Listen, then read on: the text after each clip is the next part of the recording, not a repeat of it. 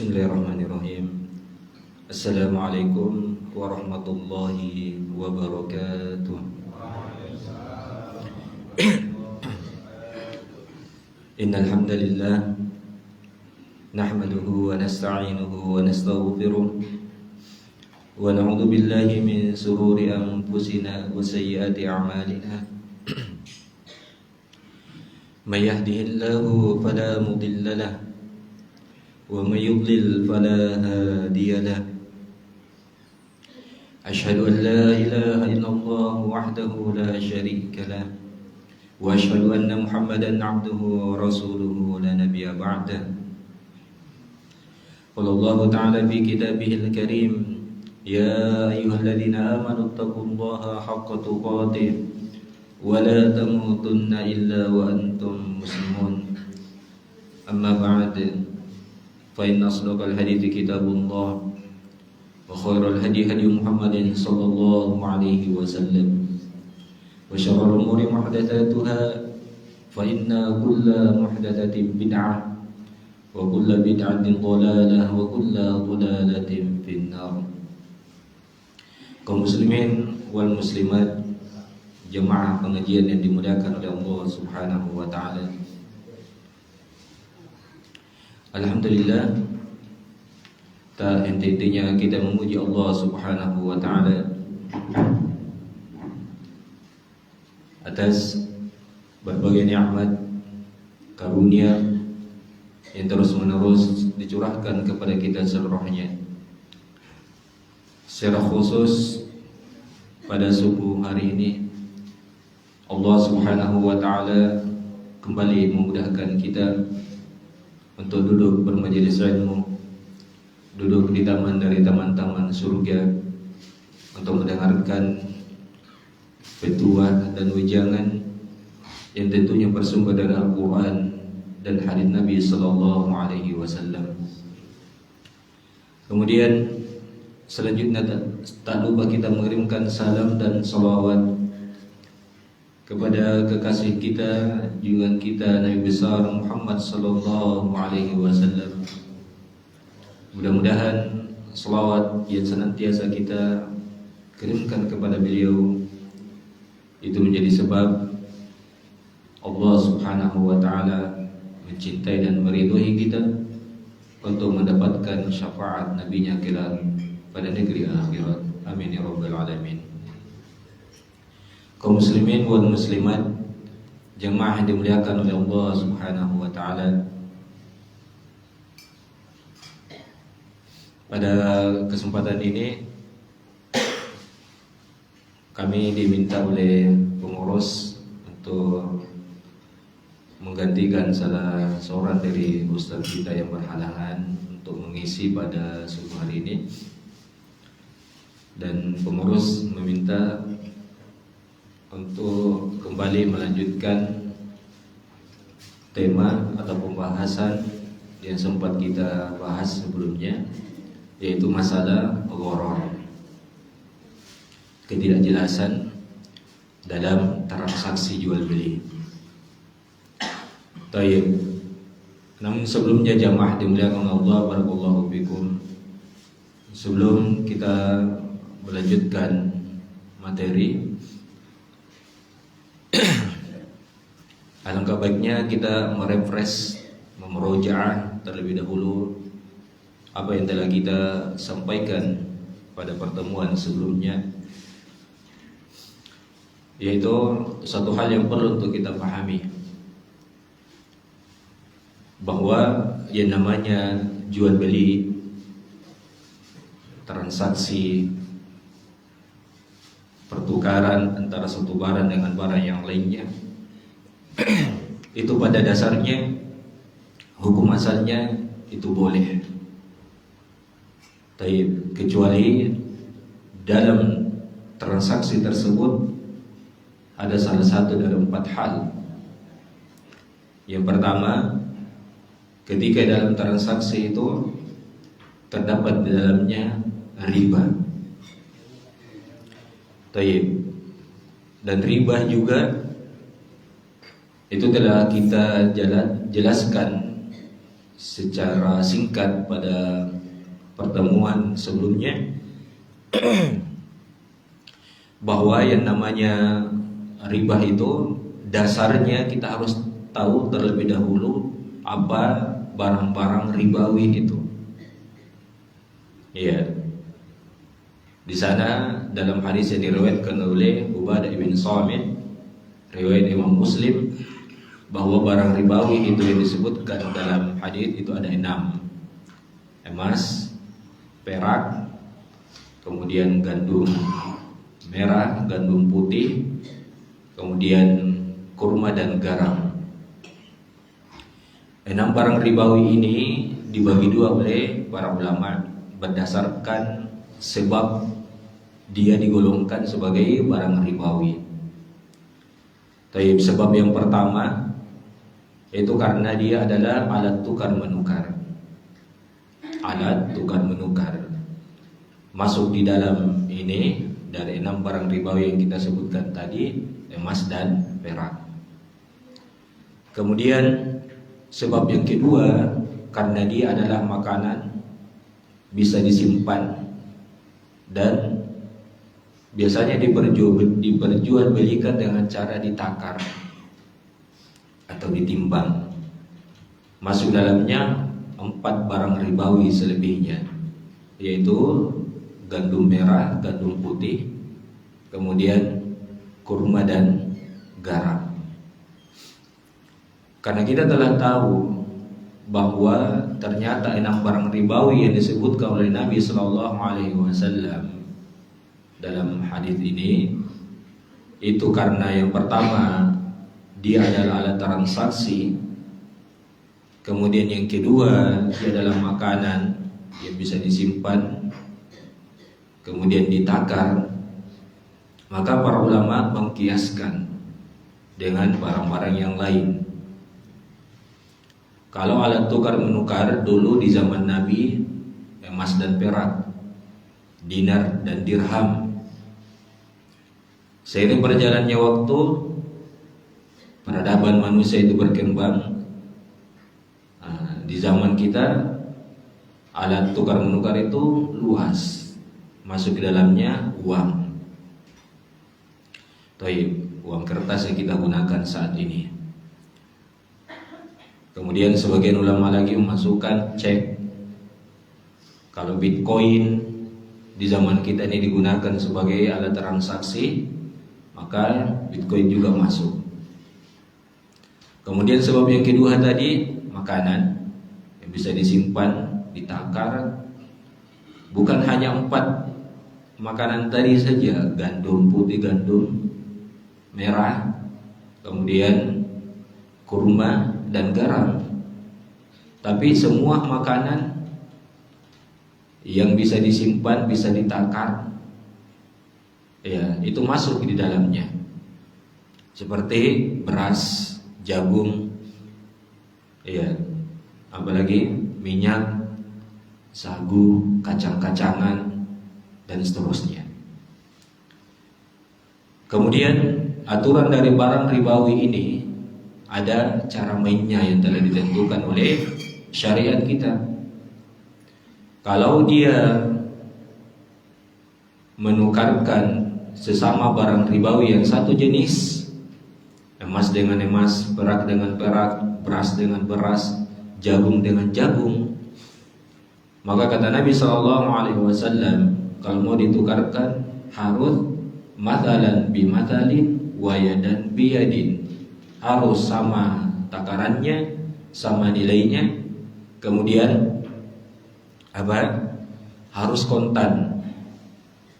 Pertukaran itu dilakukan dalam satu transaksi itu, tidak bisa ditunda penyerahannya. Nukar emas dengan emas harus sama timbangannya.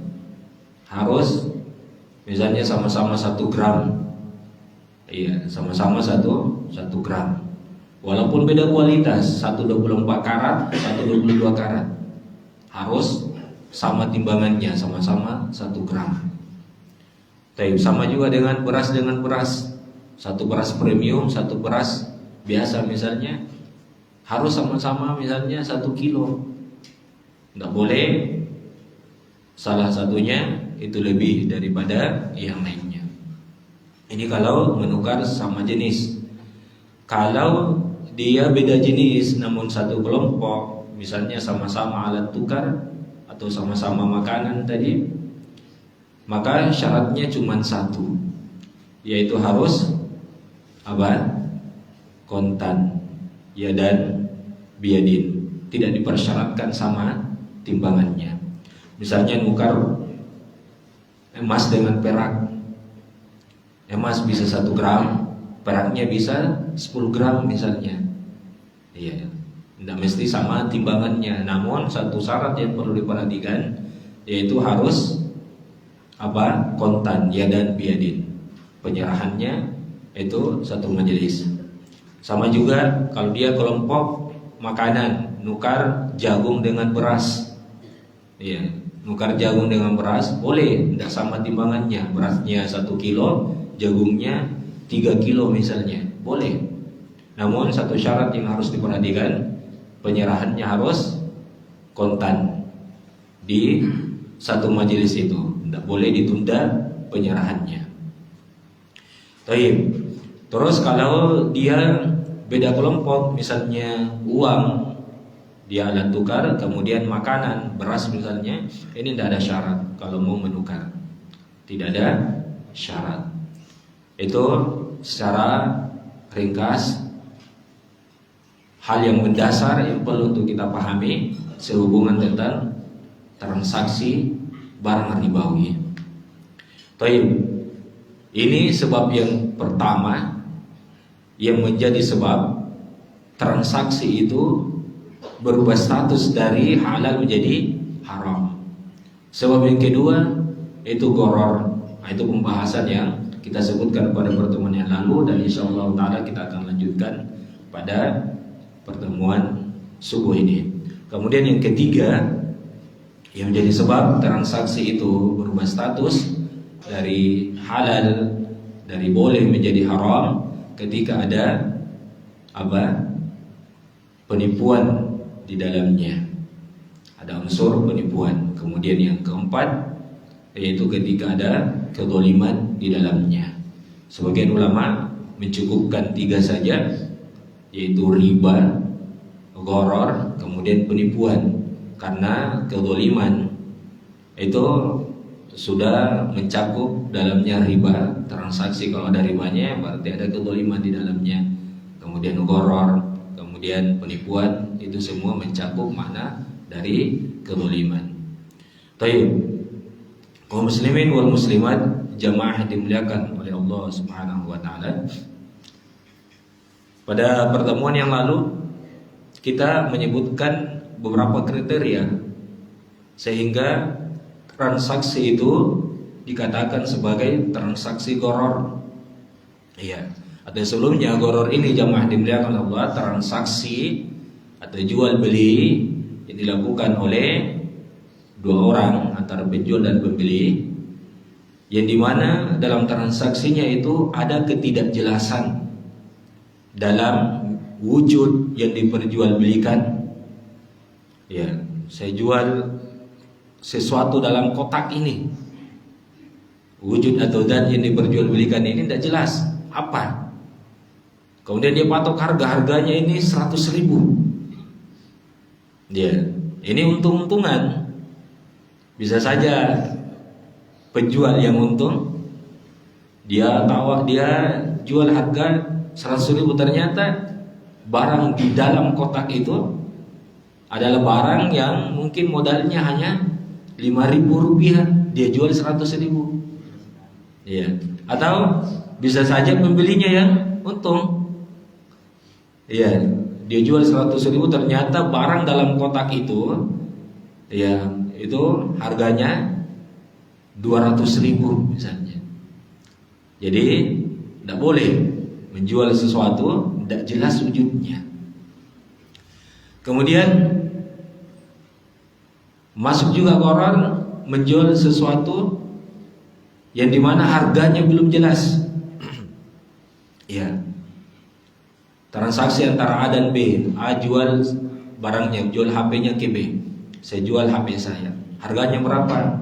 Gampang masalah harga. Ya, gampang masalah harga. Tidak diputuskan harganya. Taib. Besok tahu-taunya langsung mematok harga. Ya bisa saja salah satu dari keduanya itu bisa untung besar atau bisa rugi besar. Makanya kalau mau jual beli, jamaah yang dimuliakan Allah, dari awal harus jelas harganya berapa. Ya. Kemudian selanjutnya ketidakjelasan di dalam waktu penyerahan dari barang tersebut. Ya.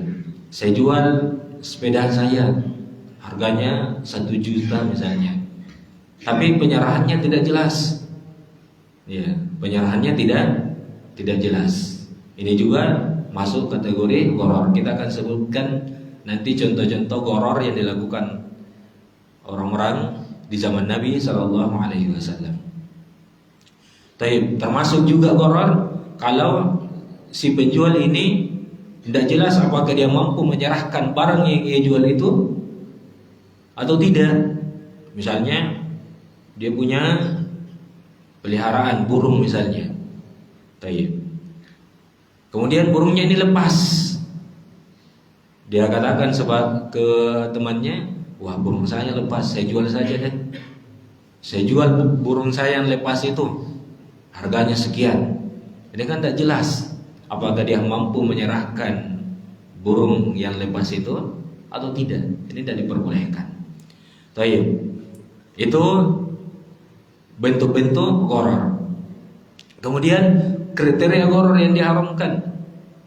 Gharar yang diharamkan itu jamaah yang dimuliakan Allah, itu gharar yang ghararnya itu fahish, yang besar.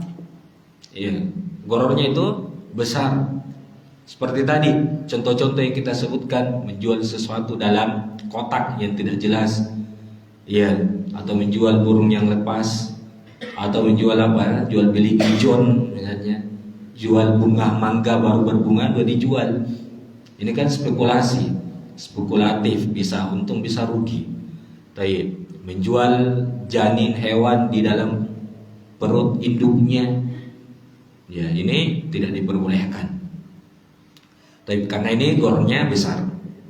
Kalau gorornya kecil, gorornya kecil, maka ini diberi keringanan oleh syariat. Ya, misalnya contoh yang kita sebutkan, menjual rumah beserta pondasinya.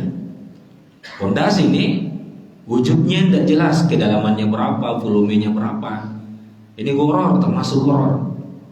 Ya, ini diperbolehkan karena ghararnya ringan.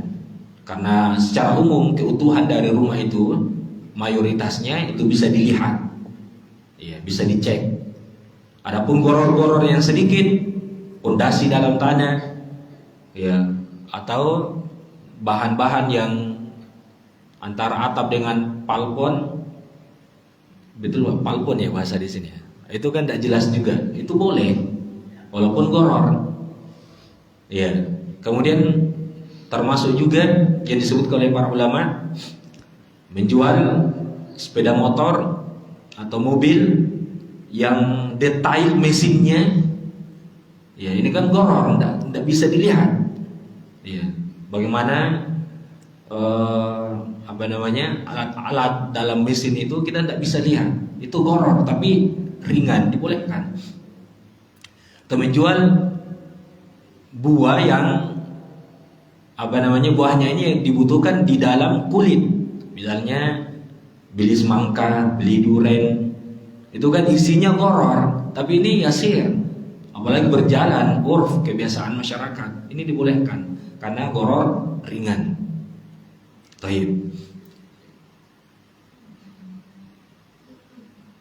Kemudian selanjutnya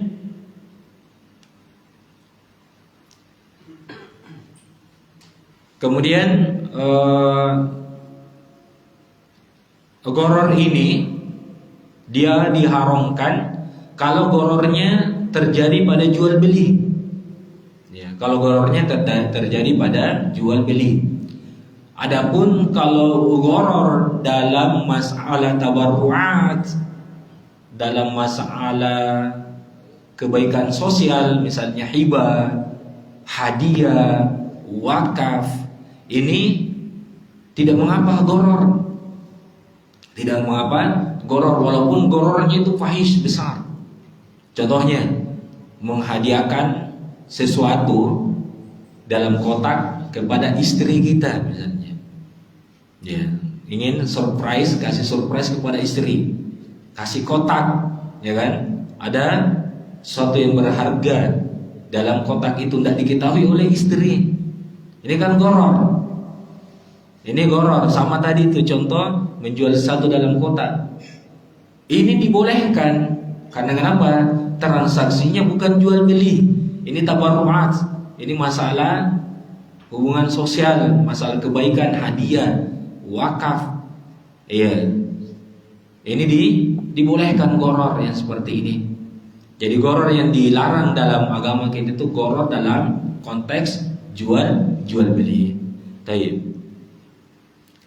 Kemudian jamaah dimuliakan Allah, barakallahu fikum. Kita lanjutkan. Apa hikmah syariat kita melarang goror? Hikmahnya banyak, karena satu hal yang perlu untuk kita jadikan pegangan jamaah dimuliakan Allah, barakallahu fikum. Segala sesuatu yang Allah haramkan,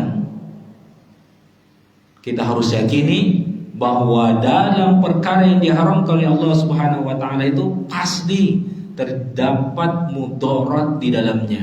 Kita tahu atau tidak? Baik. Segala sesuatu yang Allah haramkan pasti ada mudarat di dalamnya. Demikian pula segala sesuatu yang Allah perintahkan, yang Allah cintai, ridhoi, pasti dalam sesuatu itu ada maslahat di dalamnya. Kita tahu atau tidak? Baik. Termasuk dalam goror ini, mustahil Allah Subhanahu wa taala haramkan kecuali pasti di dalamnya ada mudarat. Di antara mudaratnya, baik, goror ini termasuk dari perkara yang menjadi sebab seseorang itu memakan harta orang lain dengan cara yang batil. Baik. Sementara dalilnya telah kita sebutkan pada pertemuan yang lalu. Tayyib, la ta'kulu amwalakum bainakum bil batil. Janganlah kalian memakan harta orang lain itu dengan cara yang batil. Gharar itu termasuk dari perkara yang menjadi sebab seorang memakan harta orang lain dengan cara yang batil. Tayyib. Bukan main jamaah dimuliakan Allah. Seorang membeli sesuatu dalam kotak, dia sudah keluarkan uang yang banyak, 100.000 misalnya, ternyata harga barang ini cuma 5.000 rupiah. Si penjual kotak ini untung. Ya, keuntungan yang dia dapat itu karena dia jual dengan cara gharar, itu termasuk dari perkara yang menjadi sebab dia memakan harta pembelinya tadi dengan cara yang batil. Baik. Kemudian gharar ini jamaah dimuliakan Allah, di antara mudaratnya itu bisa menjadi sebab permusuhan itu terjadi di kalangan kaum muslimin, terutama antara penjual dan pembeli. Iya. Kata Allah Subhanahu wa taala, iya, innama yuridu asyaitanu ayyuqi'a bainakum al-adawata wal baghdha fil khamri wal maisir. Sungguhnya syaitan itu bermaksud untuk menimbulkan permusuhan, kebencian di antara kalian dalam masalah khamar, minuman keras, dan maisir, perjudian. Dan gharar ini termasuk ada unsur perjudian di dalamnya, untung-untungan, spekulatif. Ya namanya al-maisir. Dan ini kata Allah Subhanahu wa taala bisa menjadi sebab adanya kebencian dan permusuhan di antara manusia, terutama antara penjual dan pembeli. Baik. Kemudian dari gharar ini juga bisa menjadi sebab seseorang terhalangi untuk mengingat Allah Subhanahu wa taala dan meninggalkan sholat. Iya. Di kelanjutan dari ayat yang kita bacakan tadi, kata Allah Subhanahu wa taala, wa yasuddakum an dzikrillahi wa 'anis shalah fahal antum muntahun. Dari gharar, dari perjudian, minum-minuman khamar itu bisa menghalangi kalian dari mengingat Allah Subhanahu wa taala dan mengerjakan salat. Fahal antum muntahun. Maka berhentilah dari melakukan hal tersebut. Baik. Kemudian dari gharar ini dampaknya ini bisa menghancurkan perekonomian masyarakat. Ini dampaknya secara umum. Ya, dengan adanya gharar. Para peneliti ekonom, terutama ekonomi Islam jamaah yang dimuliakan Allah, ternyata pada tahun 2008 terjadi krisis global yang bermula dari Amerika. Itu ternyata sebabnya karena gharar dan perjudian. Gharar dan perjudian. Baik. Kaum muslimin wal muslimat jamaah yang dimuliakan oleh Allah Subhanahu wa taala. Kita akan sebutkan beberapa gharar yang terjadi pada masa jahiliyah dan ini bisa kita kiaskan pada zaman kita sekarang. Baik. Di antara gharar di zaman Nabi sallallahu alaihi wasallam itu ada yang disebut dengan bai' hasah, jual beli hasah. Kata Nabi sallallahu alaihi wasallam dalam hadis yang diriwayatkan oleh Imam Muslim dari sahabat yang mulia Abu Hurairah radhiyallahu taala anhu. Baik, kata beliau, naha Rasulullah sallallahu alaihi wasallam an bai'il hasah. Sungguh Nabi sallallahu alaihi wasallam itu melarang dari transaksi jual beli dengan model hasah. Baik. Model hasah ini ada dua bentuk yang disebutkan oleh para ulama kita. Baik. Yang salah satu bentuknya telah kita sebutkan pada pertemuan yang lalu. Dulu di zaman jahiliyah, kalau orang mau jual beli tanah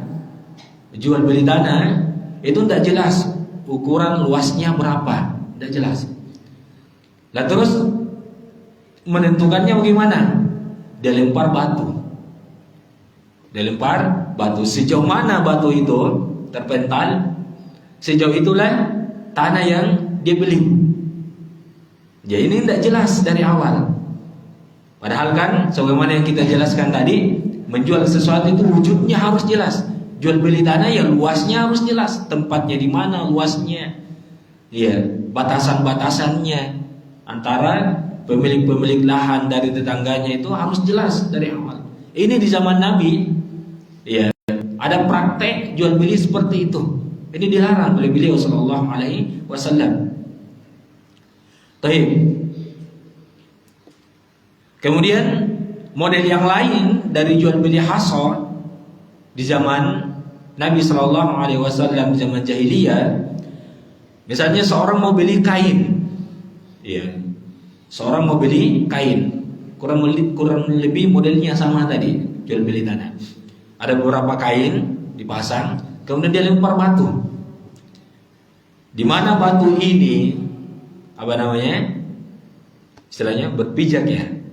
Di mana batu ini berada dari kain-kain yang digelar itu, yang dipasang itu, itulah yang diambil oleh penjual itu. Iya, itulah yang diambil oleh penjual itu. Toib, ini sama ya. Kadang di pasar malam itu kan ada permainan ya kan, lempar kadang gelang-gelang itu kan dilempar, iya, bayar ke ini punya usaha, kemudian dikasih beberapa gelang, kemudian dilempar. Ini sama praktek yang dilakukan di zaman jahiliyah. Itu bai'il hasad.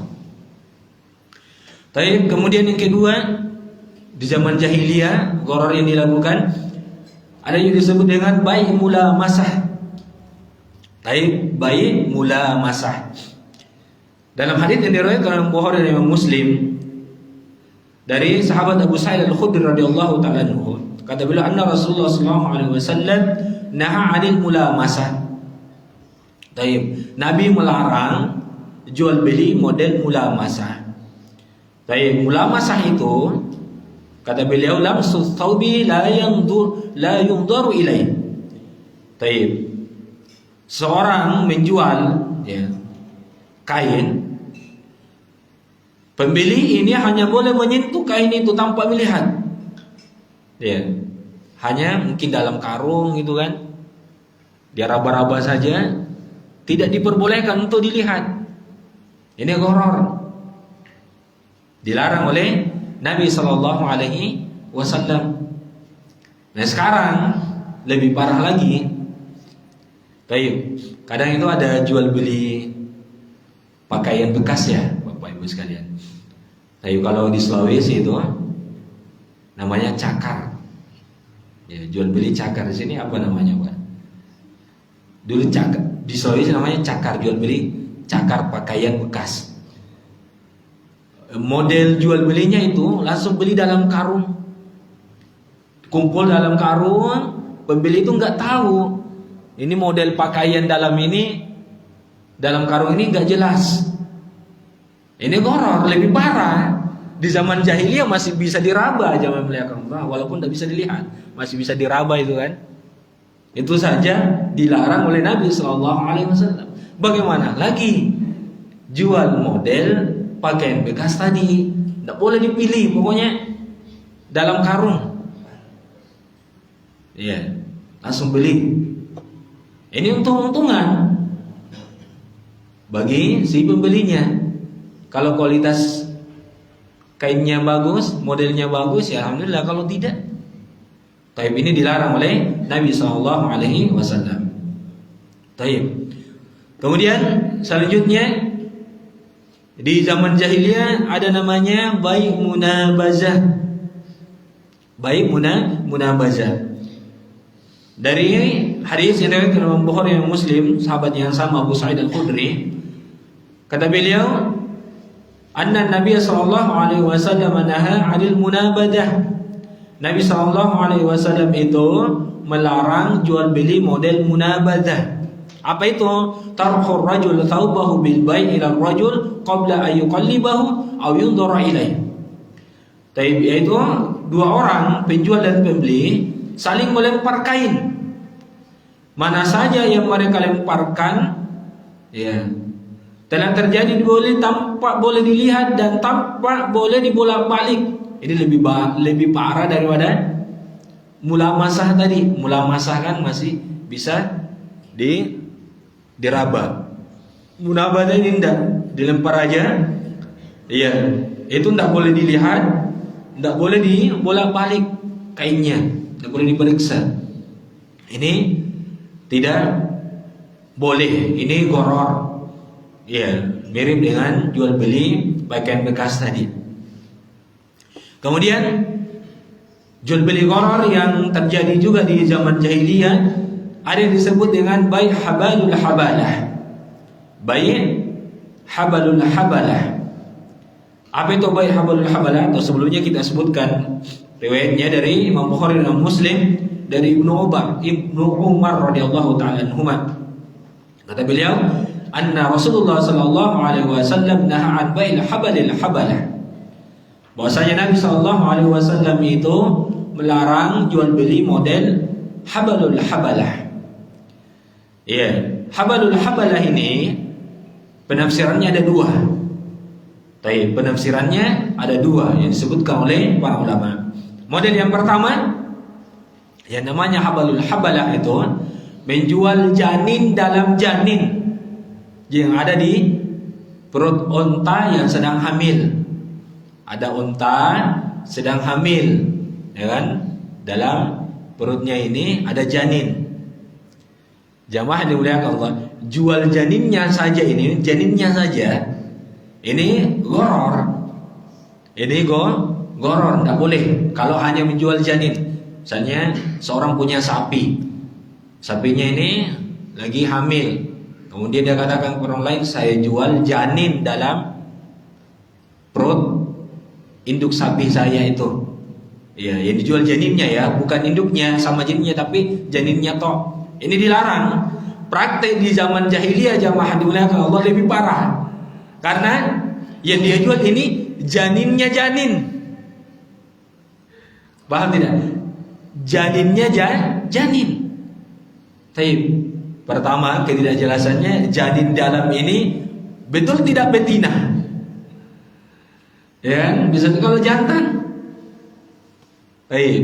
Itu pun syukur-syukur kalau janin ini bisa dilahirkan dalam keadaan selamat. Oke lah, selamat. Ada nggak jaminan bahwa dia bisa bertahan hidup sampai dewasa? Oke lah, sampai dewasa ada jaminan nggak bahwa dia tidak mandul? Ini praktek di zaman jahiliyah, namanya habalul habalah. Nabi SAW larang model yang seperti itu. Tapi model yang lain habalul habalah itu seorang menjual barang dengan cara tidak tunai, tidak cash, namun dikasih jangka waktu habalul habalah. Dikasih jangka waktu habalul habalah. Kalau janin di dalam perut induk unta itu telah melahirkan, berapa lama tuh jangka waktunya? Iya. Janin yang di dalam janin dalam induk unta itu telah melahirkan. Sama modelnya tadi. Kalau tadi model yang pertama janinnya langsung yang dijual. Ini model yang kedua, penafsiran yang kedua, maksud jual beli habalul habalah, menjual sesuatu ya dengan cara tidak tunai, namun pembayarannya itu atau penyerahan barangnya nanti janin dalam apa? Nanti janin dalam induk unta itu telah melahirkan. Ini jangka waktunya sangat lama, dan ini pun spekulatif, bisa ia melahirkan dengan dengan risiko-risiko yang kita sebutkan tadi. Iya, bisa saja dia mati dalam perut induknya. Kalaupun selamat, tidak ada jaminan dia bisa tumbuh sampai dewasa. Kalaupun sampai dewasa, belum ada jaminan kalau dia bisa melahirkan. Ini model habalul habalah. Kemudian yang terakhir jemaah dimuliakan Allah, ya, jual beli gharar di zaman Nabi itu ada disebut dengan baik madhamin dan malaqih. Taib. Dalam sebuah athar disebutkan jemaah muliakan Allah, ini dari Imam Malik, riwayat dari Sa'id bin Musayyib radhiyallahu ta'ala anhu. Taib. Kata beliau, nuhya min al hayawani an thalatha. 3 bentuk jual beli hewan yang dilarang. Jual beli hewan yang dilarang. Taib. Yaitu madhamin dengan cara madhamin, malaqi wa habalil habalah. Taib. Madhamin, malaqi, habalil habalah. Habalil habalah telah kita jelaskan tadi. Madhamin. Madhamin itu apa? Taib. Madhamin itu menjual sperma yang berada dalam unta jantan. Yang dijual itu spermanya. Taib. Mungkin kalau di zaman sekarang, kalau ada mau dalam peternakan ya, misalnya seorang punya sapi bejantan, ya, si A punya sapi bejantan, dia masya Allah sapinya ini besar, cocok untuk apa? Jadi bejantan gitu. Kemudian si B dia beli spermanya. Sperma dari sapi jantan ini. Ini dilarang oleh Nabi SAW. Kenapa gharar? Masih spekulatif. bisa saja berhasil, ya. Kemudian kualitas dari sperma jantan dari sapi itu tidak jelas. Ini terjadi nggak di masyarakat, Bapak sekalian? Seorang sewa pejantan, entah apapun hewannya, mau dia sapi, mau kambing, kuda, iya, ini dilarang. Kalau dia beli spermanya, beda nih kata para ulama solusinya. Tapi solusinya, kalau ada yang mempraktekkan ini, akadnya dirubah. Yang dibeli bukan spermanya, tapi transaksinya itu sewa. Jadi pejantan ini disewa, misalnya 1 pekan atau 2 pekan disewa. Ini kalau terjadi goror di dalamnya kan tidak jelas juga kan. Bisa saja ini berhasil dibuahi atau tidak, itu spekulatif. Tapi karena dia akadnya sewa, bukan spermanya yang dibeli, sperma pejantannya, ini tidak mengapa. Tidak mengapa. Jadi solusinya jamaah muliakan Allah, akadnya dirubah. Jangan beli spermanya, tapi sewa pejantannya sekian hari, seperti itu, agar keluar dari goror. Tapi masyarakat muslimin wal muslimat jamaah muliakan Allah subhanahu wa ta'ala, waktu tidak terasa lalu. Mungkin sebelum kita tutup, kita buka sesi tanya jawab. Barangkali ada pertanyaan dari jamaah, baik di seputar masalah riba, masalah goror, ataupun transaksi-transaksi lainnya yang sering kita dapati dalam kehidupan kita sehari-hari. Baik.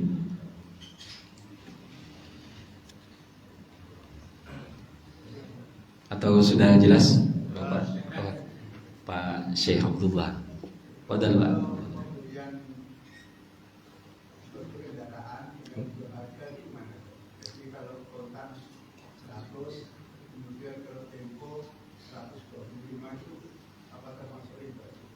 Itu dibolehkan Pak, dibolehkan. Jual, misalnya menjual kendaraan motor, ini kalau kontan harganya 20 juta, ya kalau dicicil, diangsur harganya 25 juta per bulan sekian, ini boleh. Justru ini tidak ada goror di dalamnya Pak, ini jelas harganya. Baik. Kalau di kontan sekian, kalau diangsur sekian. Dan wajar kalau menaikkan harga cicil, angsuran, karena ini kan penyerahannya berskala. Tidak sama kalau langsung kontan si pembeli langsung bisa manfaatkan uang ini. Kalau di kontan itu berangsur. Tentunya sangatlah wajar kalau dibedakan antara harga kontan dengan harga cicil. Foto Pak, tadi ada pertanyaan Pak? Tadi. Oh. Jadi Pak. Tentang orang yang meminjam uang Ustaz. Oke Pak. Ada seorang itu meminjam uang, tapi nggak ada unsur kejelasan dia misalnya pinjam uang 3.000, dan lama kemudian berapa bulan kembalikan, dia itu mengasih hadiah tambahan tapi tidak ada unsur kejelasan dari depan.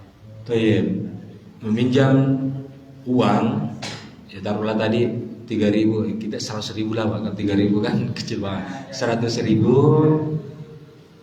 tiba jatuh tempo, si peminjam ini menambahkan itu Pak, nambah 10.000 misalnya. Tapi di awal nggak ada perjanjian bahwa ada tambahan. Ini boleh Pak, ini tanda terima kasih, dibolehkan. Kecuali sejak awal disyaratkan besok kalau mau mengembalikan tambah 10.000 ya, ini riba. Atau tidak ada perjanjian di awal, tidak ada perjanjian di awal bahwa akan ada tambahan. Namun ketika jatuh tempo, si peminjam ini tidak mampu menyerahkan 100.000-nya, tidak mampu menyerahkan. Pada waktu itu si pemodal ini, si pemilik uang, dia tambahkan syarat. Oke, saya kasih jangka waktu lagi, tapi nambah ya 10.000. Di awal pertama kali tadi tidak ada syarat Pak tambahan. Namun karena si peminjam ini tidak mampu menyerahkan sesuai dengan tempo waktu yang disepakati, si pemilik uang menambahkan syarat. Oke, saya kasih jangka waktu lagi 1 bulan ke depan, namun syaratnya nambah 10.000 ya. Nah, inilah riba jahiliyah yang dipraktikkan oleh orang-orang jahiliyah di zaman Nabi Sallallahu Alaihi Wasallam. Ini dilarang. Baik. Tapi kalau tidak ada syarat di awal, tiba-tiba kok si peminjam ini ngasih tambahan sebagai tanda terima kasih, ini dibolehkan. Wallahu taala alam. Ada lagi Pak? Gimana? Waalaikumsalam warahmatullahi wabarakatuh. Nggih Pak, Masya Allah. Di cabai, di bawang, ya segala macam itu kan kadang-kadang ada pedagang itu yang tidak boleh dari tahun ini. Nggih Pak. Apa itu boleh cara pedagang itu? Harusnya tidak boleh Pak ya. Karena itu tadi, menjual sesuatu itu harus jelas di awal wujudnya, kualitas barangnya, timbangannya, itu harus jelas di awal. Model jual beli seperti itu bisa masuk goror Pak. Iya, menjual sesuatu yang spekulasi dari barang yang dijual itu tidak jelas. Si pembeli ini wajib dia tahu kualitas barang yang ia beli agar tidak terjadi kerugian di belakangnya. Itu pun Bapak yang dimuliakan Allah SWT, kalaupun misalnya di awal udah pilih, udah di ini nih diperlihatkan, sampai di rumah kata Allah baru kelihatan aibnya. Padahal di awal udah dipilih nih, udah dipilih, lihat, ya. Sampai di rumah baru kelihatan aibnya. Si pembeli ini punya hak untuk mengembalikan. Jadi pedagang tidak boleh larang barang yang sudah dibeli tidak boleh dikembalikan. Kadang toko kan dikasih syarat seperti itu syarat apa yang bertentangan dengan syariat kita, karena syariat kita itu ada pilihan kepada si pembeli. Ya, ada khiyar namanya pilihan. Kalau ada aib wajib dia kembalikan. Makanya sedari awal si pedagang itu harus menyebutkan aib dari apa? Dari barang yang ia jual itu. Ya, untuk menghindari gharar. Dan di antara bentuk saddu dzari'ah, menutup pintu gharar, jemaah dimuliakan Allah, dari keindahan syariat kita itu ada khiyar, ada pilihan bagi si pembeli, ada pilihan untuk mengembalikan barang kalau memang barang itu ada aib di dalamnya. Ini di antara pintu untuk menutup pintu gharar, pintu penipuan, pintu kezaliman. Baik, terakhir mungkin jemaah satu lagi. Oke Pak. Itu pembelian dalam istilah inden pesen barang itu gimana? Misalnya barang belum ada, kita bayar DP itu gitu. Barang belum ada Pak. Istilahnya inden barang. Jangka waktu. Oh ya, dan biadin. Oh, ngantri. Ya, jadi barang itu belum ada tapi masih pesen gitu. Oh nggih Pak. Tapi dimintain DP. Baik. Model jual beli seperti itu Pak bisa masuk jual beli salam. Ya, jual beli salam, ngasih dulu di awal, yang dimana ketentuan-ketentuannya telah kita sebutkan pada pertemuan yang lalu. Baik, misalnya saya pesan beras ke Pak Warsito misalnya. Ya, kalau saya mau ambil akad salam itu harus kontan di awal. Ini kalau salam Pak, kontan di awal, ya kan Pak, carikan saya beras modelnya seperti ini, kualitasnya seperti ini. Jadi spekulasi dari barang yang saya minta ke Pak Warsito itu sudah jelas di awal. Itu satu. Kemudian yang kedua, ini harus kontan kalau transaksinya mau bai'ul salam, jual beli salam. Kemudian tempo penyerahannya itu juga harus jelas. Misalnya jangka waktunya 1 bulan. Kemudian syarat yang keempat, barang yang saya minta ke Pak Warsito ini adalah barang yang umum di pasaran, bukan barang langka. Karena kalau barang langka itu potensi gorornya, potensi tidak berhasilnya Pak Warsito memenuhi permintaan saya besar. Ini bisa goror fahish tadi, goror yang besar, ini dilarang. Makanya disyaratkan kalau mau transaksi jual beli salam, barang yang diminta itu adalah barang yang mudah didapatkan di pasaran, agar Pak Warsito ketika saya minta untuk mencarikan barang itu mudah dia dapatkan di mana-mana gitu. Kemudian yang berikutnya, yang kelima, syarat berikutnya, saya tidak menspesifikkan misalnya beras itu harus miliknya Pak Budi. Betul, beras itu mudah didapatkan di mana-mana. Tapi saya spesifikkan beras ini harus miliknya Pak Budi, di sawahnya Pak Budi misalnya. Ini tidak boleh. Kalau mau jual beli salam, itu kalau jual beli salam Pak yang kita terapkan. Ada juga jual beli istisna, yaitu pesan barang di awal. Ini biasanya boleh dalam konteks perumahan, ya kan, barangnya belum ada, kemudian beli di awal. Atau misalnya kalau sekolah pesan meja duluan, kursi duluan. Ya, banyaklah pesanan-pesanan dalam konteks pabrikan, yang dimana harus si pembeli ini, si pemesan ini, ya, dia memesan kepada pabrik tertentu atau kontraktor tertentu kalau dia perumahan, ya, dan ini pun ya harus dipesan di awal, dijelaskan di awal untuk bisa memenuhi keinginan dari pembeli ini. Ya, ini namanya jual beli istisna. Ya, pesan di awal ini boleh. Ini kalau jual beli seperti ini Pak yang diminta, maka ini pembayarannya tidak sama dengan baik salam tadi. Kalau salam tadi harus kontan, kalau istisna ini tidak apa-apa, boleh DP di awal, bayar berapa gitu kan, boleh pembayarannya di tengah atau di akhir. Ya, kemudian ini pun tidak mesti harus barang yang mudah didapatkan di pasaran. Ya, tidak mesti. Ya, pokoknya segala model sesuatu yang dimana permintaannya ini biasanya ke pabrik, itu model jual beli istisna. Baik, itu Pak ya. Baik. Mungkin itu saja jamaah dimuliakan Allah, barakallahu fikum, yang dapat kita sampaikan pada kesempatan ini. Mudah-mudahan apa yang telah kita dengarkan bermanfaat untuk kita semuanya. Subhanallahumma bihamdik, asyhadu an la ilaha illa anta, astaghfiruka wa atubu ilaik. Wassalamualaikum warahmatullahi wabarakatuh.